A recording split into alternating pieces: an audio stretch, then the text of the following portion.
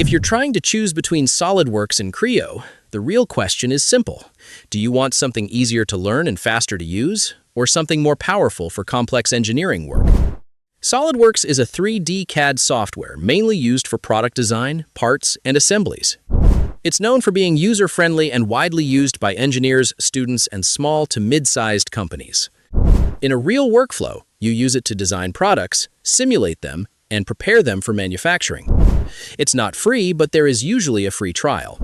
Pricing is typically in the mid to premium range, depending on the package and licensing, often through resellers. That cost makes sense if you want to start freelancing or working in product design quickly, because it's easier to learn and has a huge job market, but it does have a downside. For very complex or large-scale industrial projects, it can feel limited compared to higher-end systems.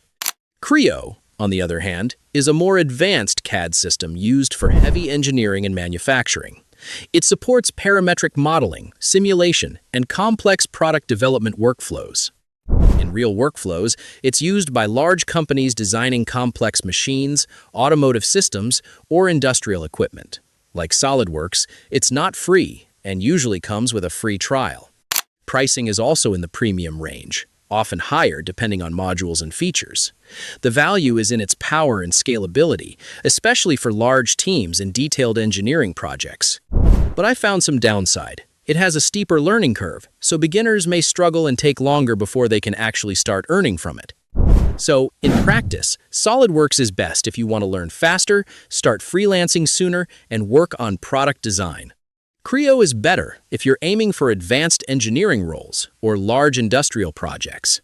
They do compete directly, but at different levels. SolidWorks focuses on usability and speed, while Creo focuses on depth and power.